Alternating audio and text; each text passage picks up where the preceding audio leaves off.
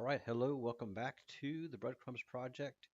If you are new here, welcome, welcome.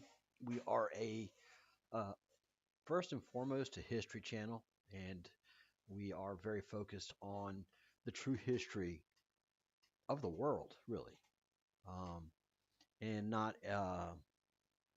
the re-educated or the reset history that we've been subject to for the last 2 to 300 to 1,000 years, depending on how you want to look at things. But uh, I've been getting in discussions on different platforms of people that have just absolutely bought into the um,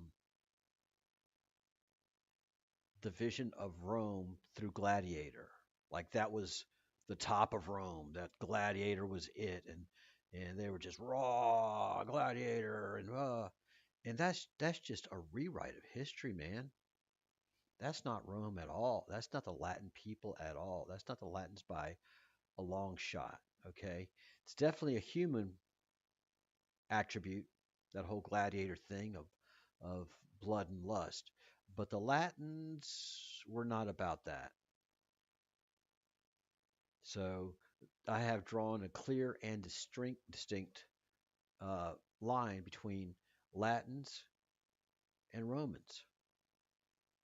And we see it in the historical record, the Roman Empire and the Gallic Empire, and they shall be named the Gallic Empire. It's going to take me a while to stop calling them the Western Roman Empire, but that is just something that we have to do over time as our real history unfolds.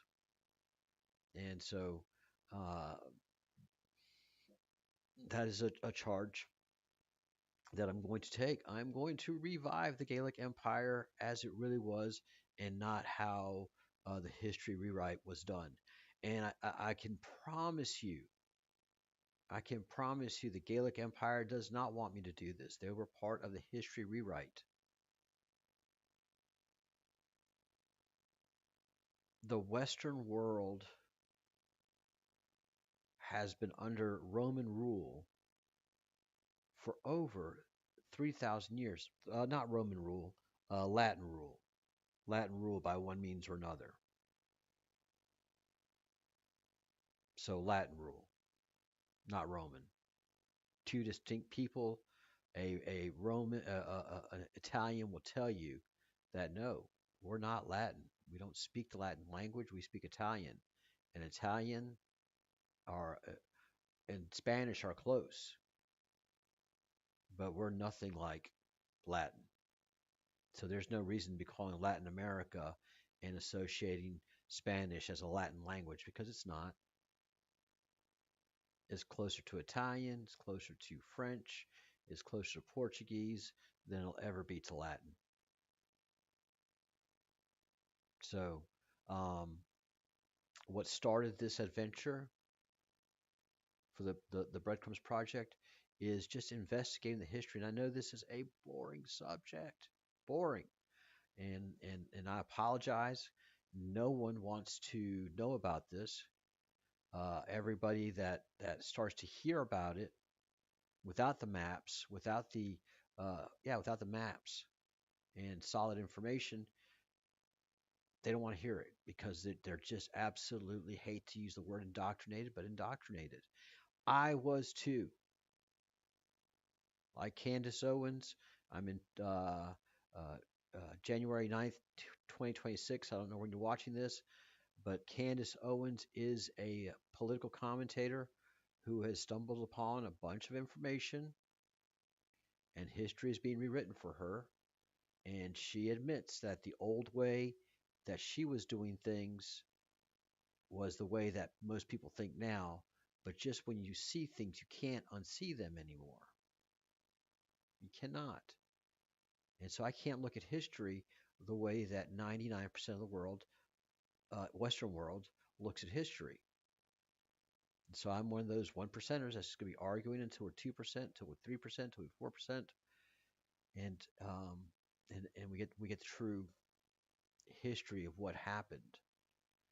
And this map right here is the one that forced me to relook at everything. You can't look at it closely. You can zoom in after the recording, or you can find the map yourself. The map's name is. Whoa, what happened here, people? Of course, it's going to do this when we're live. But it's Nova Hispania, it's Nova Galicia. And the date is supposed to be 1665. All right, and we're going to zoom in on this map. And the very first thing that you have to notice at this point is that this is on the Pacific side of Mexico in 1665. When Columbus, the Portuguese, discovered the Antilles Islands in 1492. So you're telling me that in 150 years, the Spanish leapfrogged over the Mexican peninsula, did not populate and inhabit the Gulf of Mexico side, which it took them a while to get there because they had to leapfrog a lot of islands and they were exploring a lot of new land. And so they got to Cuba before they made it to mainland Mexico. So for this map to be from 1665 is absolutely impossible because this map is populated with a bunch of cities and ports on the Pacific side of Mexico. In 1665, this is absolutely and utterly impossible, logistically and realistically, because you look at the eastern side of this map, the Gulf of Mexico side, and it's all unexplored. And what they have seen is, like they say up here, cannibals, naked people that are only interested in hunting. So, and these people over here are cannibals. So this is all unexplored areas. This is the greatest silver mine that they had found to this point, which we know Mexico was filled with silver, but they were mining silver in 1665 out of this mine. Not possible. Not possible. And the other thing that just makes it impossible for this to be a Spanish map, it does have the name Nova Hispania. Okay? But understand that's the Latin name for the Iberian Peninsula. It's not the Latin name for Spanish, quite the opposite. Latin was long established and used in the Iberian Peninsula before the Spanish language was established and created. So Nova España precedes Nueva España et Nova Galicia. Something that we've come to appreciate in this channel over the last couple of weeks. New information. Sorry, I'm going to mute to cough. Is the Gaelic Empire. The Western Empire, the Western Latin Empire in Europe had a name. There was the Roman Empire and there was the Gaelic Empire. Excuse me. And we've gone over that in older episodes, and we're going to reestablish that as we go along the way. Been doing a lot of talking today, and so just wetting the whistle.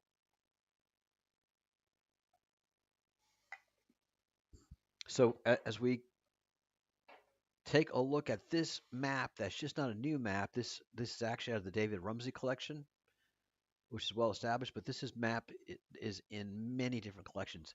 There are many atlases, different atlases from the same date, not 1665, that were sold on the market. Many of them were burned in the takeover of Europe by the Roman Catholic Church and the re-education of Europe by the Roman Catholic Church. because all the education that came out of Europe, including Great Britain, came out of the Roman Catholic Church.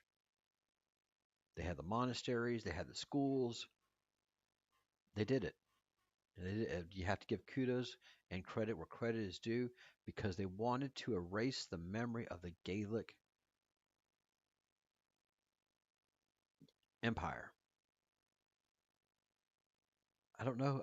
I honestly don't know if it was a Gaelic Republic. I'm going to say it was probably a republic. I don't see empire in the maps that we're looking at. So I believe that the quote unquote Gaelic Empire was what was left of the Latin Republic. It wasn't the Roman Republic. No, that's just rewrite. It was the Latin Republic, and as it grew, and over time, as more regular humans started getting involved and become part of it, well, the ancient Latins that had the talents to build these amazing cathedrals, these buildings, these massive, gorgeous structures, these city halls, these state halls that we see throughout the Americas, whether it was just by brute labor or something else, I don't know yet. But yeah, absolutely, it could be by brute labor. Absolutely. So, um, so the Romans and then the Europeans re um, re-inhabited these older Latin structures.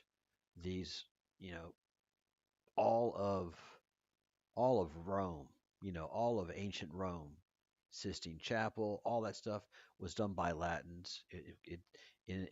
After the Latins withdrew in the collapse of the Roman Empire between 400 and 500 AD, um, there wasn't the time, talent, or energy, much less treasure, but talent. I'm not talking about artisan talent. I'm talking about engineering and architectural. Because an architect has to take the idea and put it in a way that can be rendered in stone, and the engineers can sign off on all the sizes and all of the load bearing structures that it takes to carry these buildings.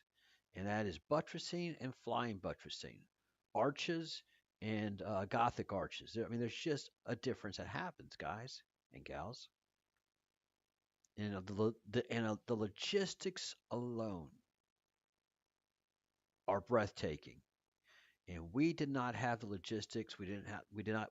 All we had, the biggest carrier of materials, the biggest hauler we had was a 2 to 4 oxen cart with wooden wheels and a wooden axle that had to be greased all the time. That couldn't carry tonnage of stone. I'm sorry. So Latin America is Latin America for a reason. It has nothing to do with the Spanish, and it has everything to do with the Hispanics. So, uh, and the Hispanics were not Spanish, but they were the Latins of the of Latin Europe.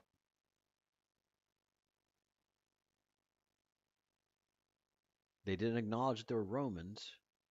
They saw themselves as Hispanics, the original inhabitor or the ultimate Latin inhabitants of the Iberian Peninsula, and they took that identity with them. That's how they saw themselves. So they reestablished a new colony of the people of the Iberian Peninsula. And then after the Latins had removed themselves, well, then the peasants, the farmers, uh, the working class humans just re-inhabited all these buildings, and then the church, the Roman Catholic Church, just created. new paper trail for everything, the castles, the royals, everything, and all of this was funded through the New World, keeping the Europeans over there, bringing over this. I feel to be absolutely true because when you look at the education of the royals, there's just kind of a hole and a gap. And I think, and I know there was contact between the New World and the Old World because we have some of the Latin maps that talk of going over to the New World, Cartagena to be specific, and dropping off, I think, treasure to keep the royals wealthy and powerful, and making sure that nobody makes it over to the New World. And they didn't have the technology to do it. They didn't have the ships because all of that came with the Latins in the Gallic Empire, and that's why you have Nueva Galicia. It's not the French. It is part of Hispania. The north of Hispania was Galicia, was where I live now.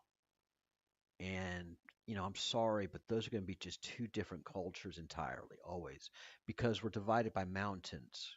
Galicia is green and abundant, and the south is desert and Mediterranean. And you're always going to have two different peoples, and this shows it.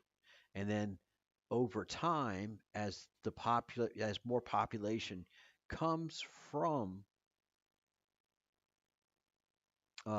Europe, and it does. I mean, for over time, you get New Biscay, and you get new areas of of of of Europe.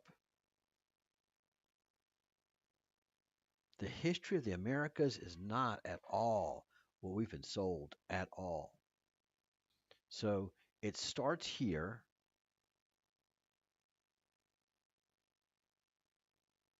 and then this is for the most part the last Latin map that that I can see before the re-education starts. So this map has Ludovicana, and it could be Ludoviciana because a lot of these city names are the combination of one or two.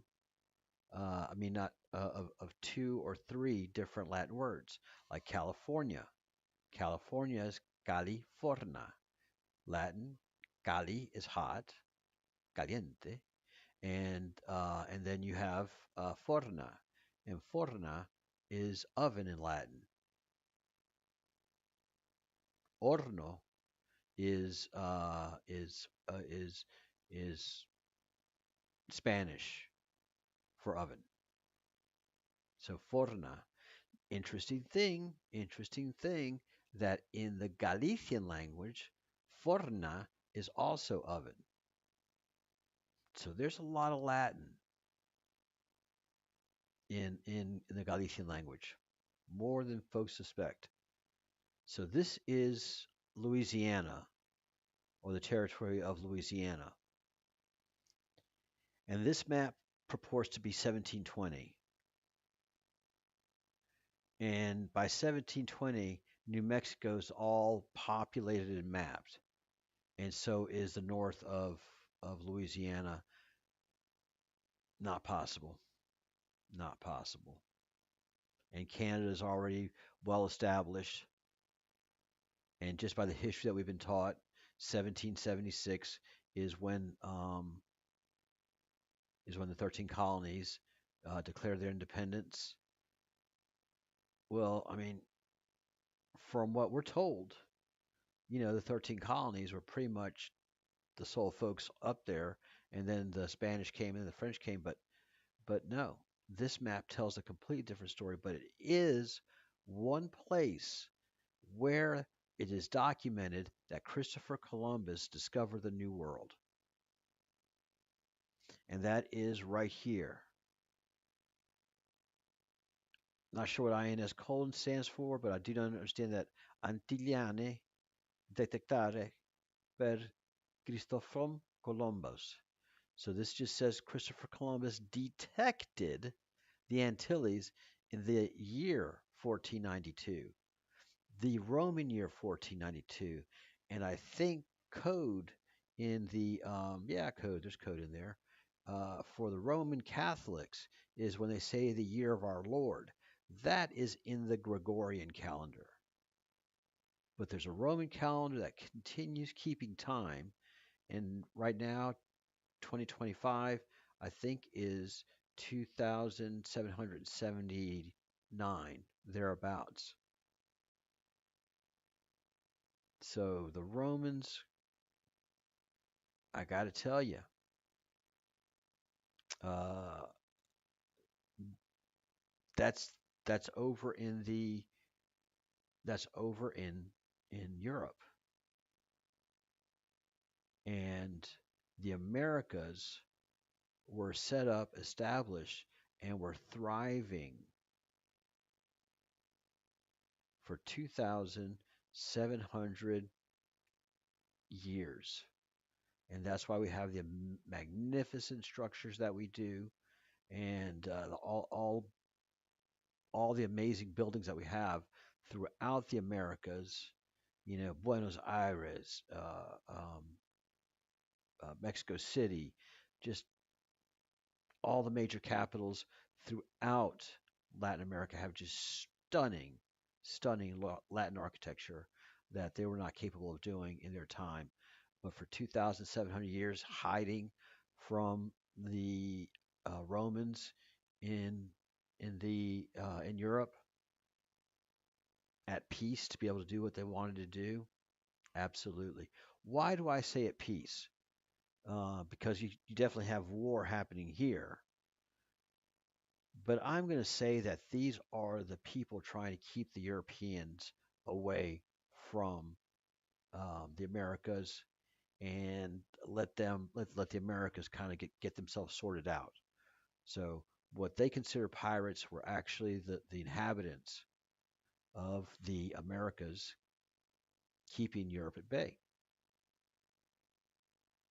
And what I am going to now propose and and uh, and post as a theory is that from the from 1492 to the 1500s, there was integration and movement between Europe and the Americas in a manner of not let them know how much had happened and transpired. But those who came over were under a veil of secrecy. Without a doubt, this is all part of the Freemasonry. And I think, well, I know that before the merchant Christopher Columbus found the New World was already well in touch and ingrained in Europe without most people knowing it. The royals and the court and the church knew it, and your peasant, your servant, um, your lower level merchants had no idea because they were uneducated. It wasn't until the Industrial Revolution. No, it wasn't even until the Industrial Revolution. Like it was my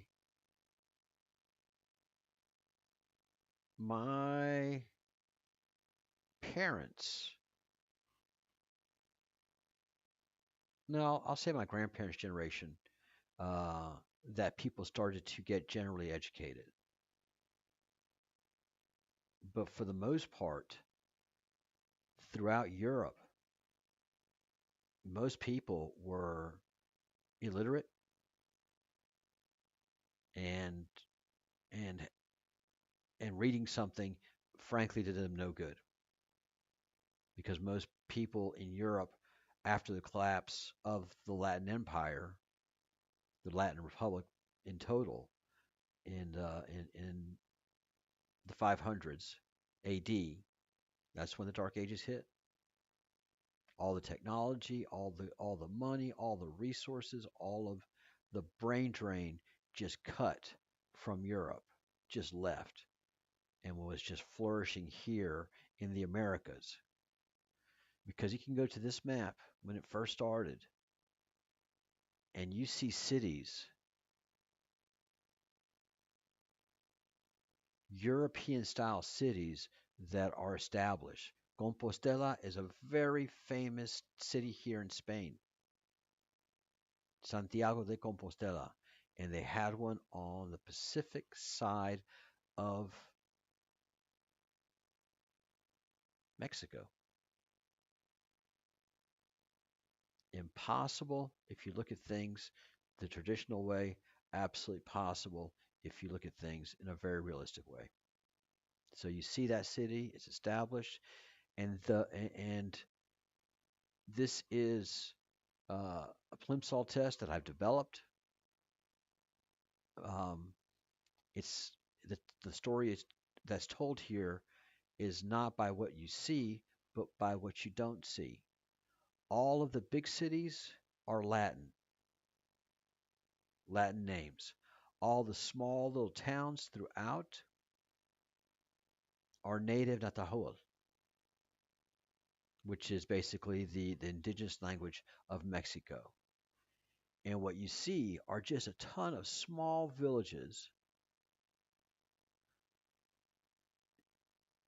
and especially around Michoacan, which I'm sure that um, that town is still there because Compostela is there, but they've just changed it to one L. Because if you use Spanish, it's Compostela, but that's not the word. Compostela is the word, and it's Latin. So we have the native language and we have Latin throughout the map, but we have no Spanish. I speak Spanish fluently. I read Spanish. I can tell you that there's no actual Spanish here.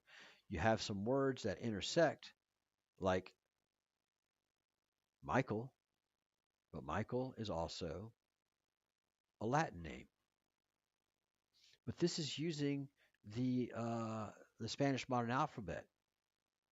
Yes, because the Roman alphabet is in fact the modern alphabet. The ABC comes from Latins, which came from the Etruscans. The Etruscans taught the Latins the alphabet. So how do I know that it is Latin? Because the V is a U, or the U is a V, depending on how you look at it. In Latin times, they used the U as a V. So this is Chapalicrum, which still exists in Mexico in the same spot today. Mare, which is 100% Latin, not lago. Lago is lake. So this is conspicuous by the absence of Spanish. So this was a Latin colony that expanded over 2,700 years to all of the Americas, especially you can see down in South America, and Panama in Latin is for you. And America uh, Meridionalis, Nadalis, sorry, Latin is not my forte. This is says South America in Latin, and the very famous Venezuela is right there. In 2025, it's in a history-making place. So let's see.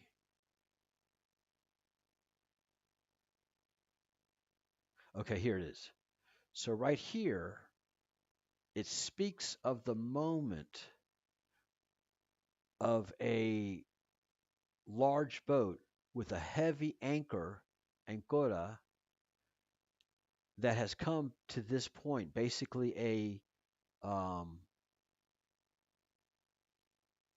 European merchant ship with a large anchor, which means it's ready for deep waters to weigh anchor, uh, has approached the northern part of South America. And so they're calling for the kings, the royalty, to come forth and deal with this. So this is established in the map that this is another part of Christopher Columbus detecting the outer Antilles. And what we see, these islands are uninhabited on purpose until you get to Puerto Rico, which again has large buildings, large structures, towers, and crosses. And this is where it talks about ships going to Cartagena. And you have a Cartagena here. So a lot of European cities have the same name because there are people from Europe living here and getting familiar with them. So I just don't think the history that we've been taught. I think the Americas have long been occupied by Europeans, and as technology and life moved forward, uh, there was there's often been rewrites of history because clearly it happened. Here are all the 13 colonies. They're not broken up into colonies yet, but it's Nova Anglia, and Anglia, England at the time, was Latin and part of the Gaelic Empire. It was not part of the Roman Empire as history and the Roman Catholic Church taught us. It was part of this breakaway Gaelic empire, I'm going to say Gaelic Republic, that was trying to keep away from the human Romans and their debauchery and their lack of culture and sophistication, which the Latins were enjoying in the Iberian Peninsula, and uh, and just keeping things as distant but civil as possible. And then this is when things really started to be rewritten. So now Louvokia has changed to La Louisiane. Definitely has a French feel to it. And here we have all of the rewrite going on. You have the church um, just taking charge. Canada's established. The 13 colonies are iffy. Everything's still in Latin. And yeah, yeah, there's definitely been a rewrite. There's definitely been contact from the new world to the old world, but the old world did not have any contact or knowledge of the new world until it just became. Uh, yeah, I guess it really came down to when the printing press was established and information started to become distributed again, and that is when the lockdown of history, universities, and starting to take all the information, make it dogma, and then brainwash the world on the history that is. And this is where the Freemasons come in. The Freemasons are able to keep the secrets, the nice buildings, all the structure. That was of the Latins. Because understand the Latins, yeah, they had giants. They had elongated skull people. We have the bones of the elongated skull people throughout the Americas. And the buildings that are from the Latin time in Europe, in Iberia, France, and the Anglican areas. I don't believe Ireland has much of that, any of that. They have these amazing structures. And um, no bathrooms.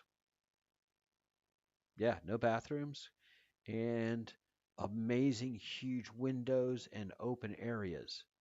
So there was natural heating going on in those buildings that they didn't need, first of all, bathrooms, and second of all, they didn't need heating or cooling.